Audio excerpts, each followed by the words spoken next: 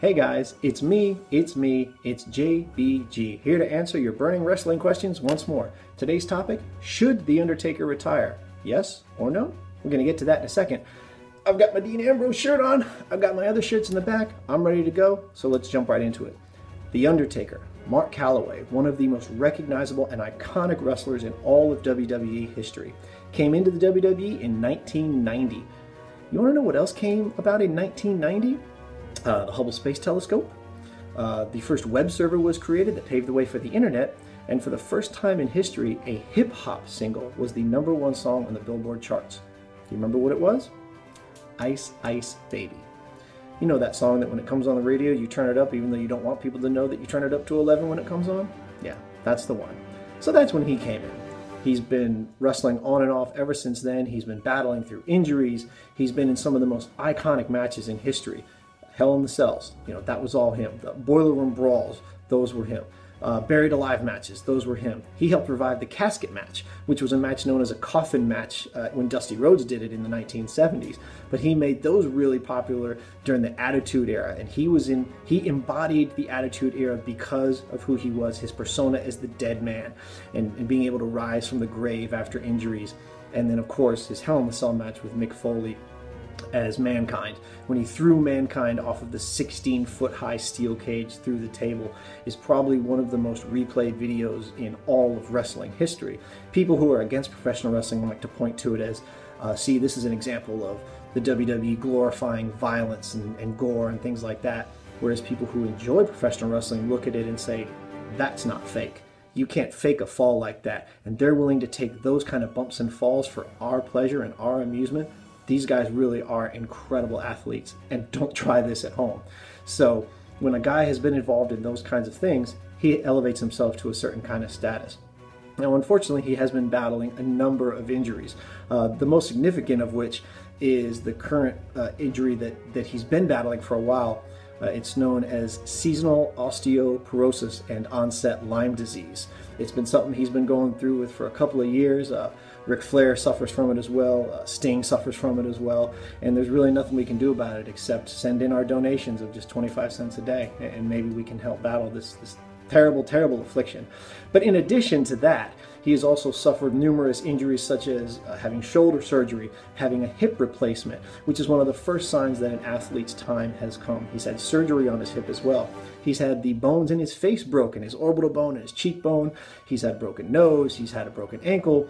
His fingers are very arthritic and twisted. That's one of the reasons why he wears those MMA gloves. While he is an avid MMA practitioner to keep himself in shape, his fingers are so gnarled that he can't really make a natural fist anymore, so he wears those gloves so that he doesn't have to. And that story has been retold by several wrestlers in a lot of behind-the-scenes videos and things like that.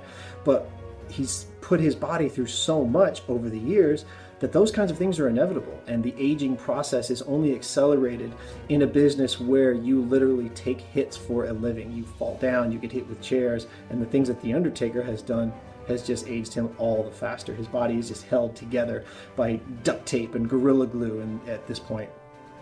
One of the reasons why he's stuck around so much, besides the fact that he's an incredible entertainer and such an iconic persona, is the way he's respected in the back. He's Judge Calaway, essentially, for something called the Wrestler's Court. If you don't know what the Wrestler's Court is and want to know more about it, I highly suggest you Google it. The Wrestler's Court is an unofficial forum where wrestlers can bring grievances against each other, breaches in protocol or tradition. And this is done away from the cameras. It's done in private. Only the wrestlers gather in the locker room.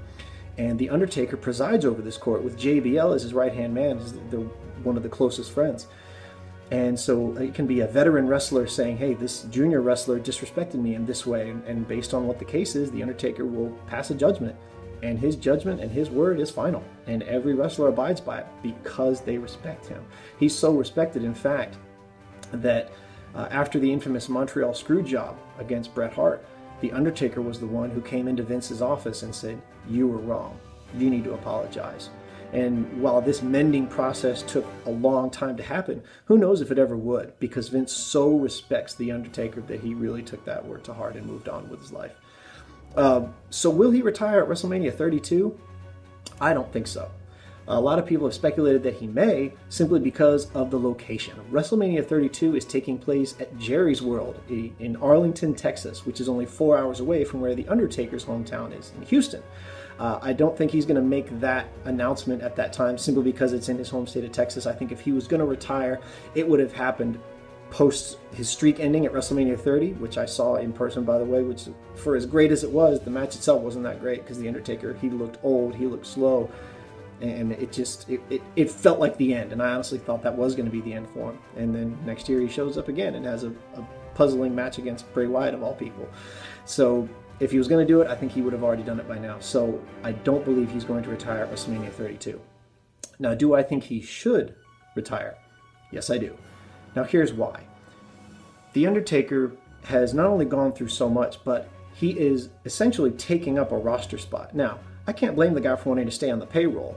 When you add in his merchandise sales, house show appearances, overseas appearances, contracts, things like that, Undertaker's contract works out to a little over $2 million a year. So obviously it's very lucrative for him to stay on from a financial standpoint, but at the same time, him being there is more of a crutch that the WWE can always lean on. Hey, if we're in a pinch, let's just call on The Undertaker. Hey, let's have a Hell in the Cell match between him and Brock Lesnar. Hell in the Cell match takes a, pardon the pun, a hell of a lot out on your body. Can The Undertaker really put on an entertaining Hell in the Cell match that fans deserve? I don't know. We'll have to wait and see next month, but based on his last few matches, I just don't think, I think Lesnar's going to do most of the work. He's going to have to carry him through that. But I think what Lesnar does is he shows that his longevity proves that you can really do anything you set your mind to, as difficult as it may be for people to watch. I mean, I practiced some amateur surgery when I was down in South America. I mean, I really can't talk about it anymore because of all those pending lawsuits, but if any of those people had survived, they would tell you that I did a pretty good job.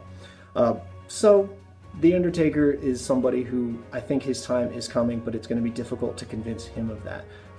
But I think when he has that moment of realization where it takes too long to get up and too long to fall down, then we'll see him kind of go into retirement.